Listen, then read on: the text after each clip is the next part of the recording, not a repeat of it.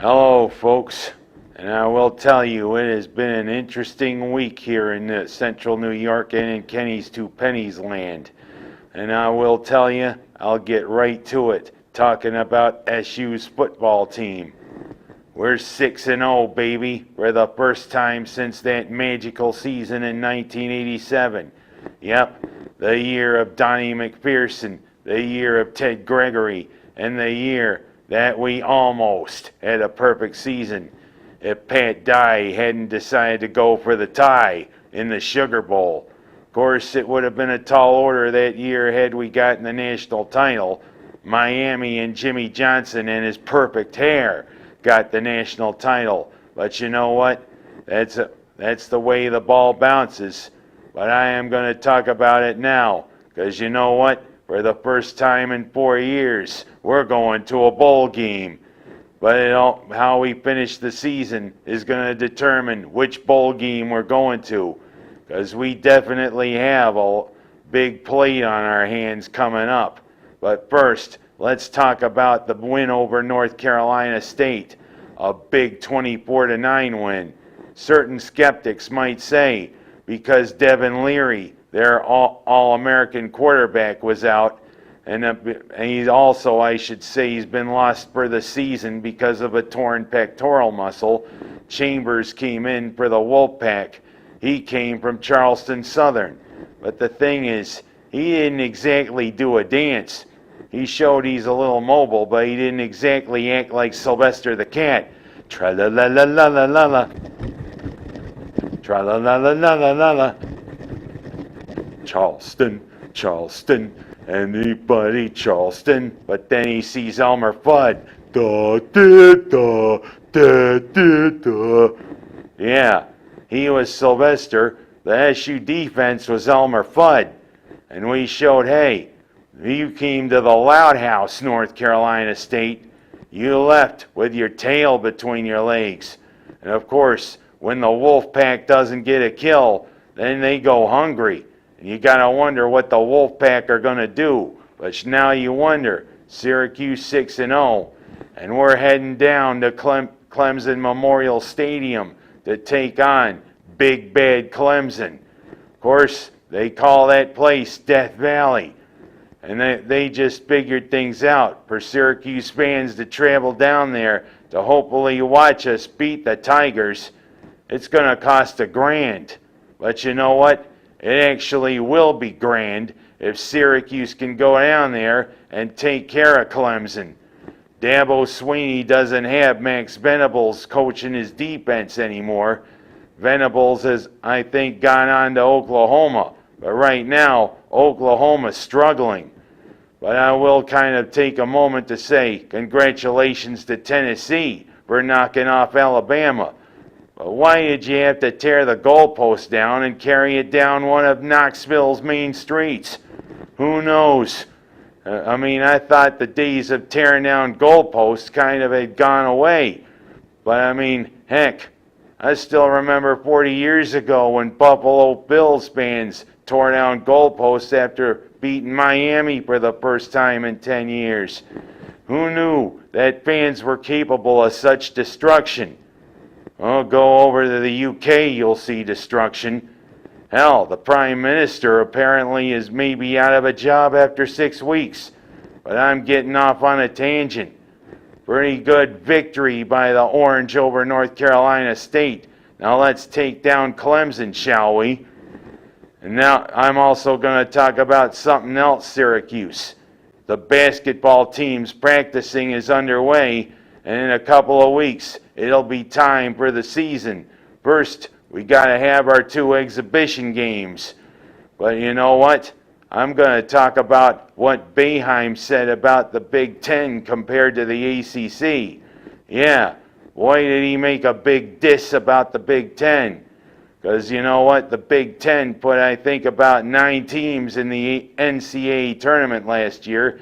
The ACC put about 5. But you know what? He said none of the Big Ten's teams made it to the Final Four. Well, 2, the Blue Bloods, Duke and North Carolina, for the ACC, made it into the Final Four. Why don't you just act like a hockey coach, Boeheim? Yeah. Why don't you also act like hockey fans? You know, when one team sucks up the joint, especially when your team scores on a goalie, why didn't you chant the thing 3 times? Big Ten, Big Ten, Big Ten, you suck! Why don't you just come out and say it, Boeheim? Yeah, the Big Ten sucks. And that's what I'm going to say. Hey, Big Ten, you suck. Heck, I'm hoping Syracuse can take down Illinois on the court when they have the ACC Big Ten Challenge. And you know what? So far, a lot of people are saying SU should rebound from their first losing season in 52 years. You know what? That's the first time in my lifetime SU basketball had a losing season. And hopefully it'll be the last for a while. Way to go to diss the Big Ten, Boeheim. You know, I respect you more and more every day. Now I'm going to go from dissing to somebody posterizing.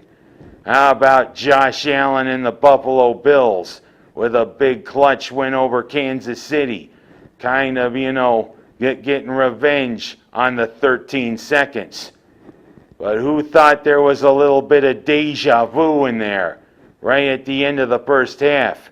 There were 16 seconds left after Buffalo scored and Gabriel Davis. You know what? He was the one that got the touchdown in the playoff game with 13 seconds left.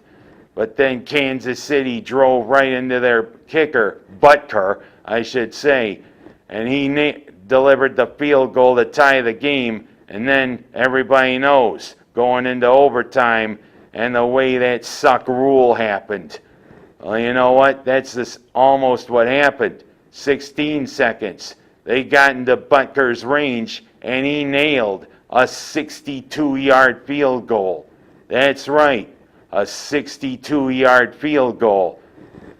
Who was starting to think that Yogi Berra's spirit was probably there? It's deja vu all over again. And who thought that Dionne Warwick would show up? Deja vu, could you be the dream that I once knew? Is it you? Yeah, there was a bit of deja vu. But then at the end, Allen showed, hey, this is what posterizing is all about. Who knew that he could compete for the 110-meter high hurdles on the play before he threw the winning touchdown to Dawson, who goes to the school of hard knocks? Well, whatever. Big 24-20 win over Kansas City. Now we got a couple of weeks to kind of rest up, get ourselves ready, because Aaron Rodgers and his beard show up in Orchard Park to take on the Bills. Green Bay comes in, and we got to show that, hey, Green Bay actually isn't as good as we think.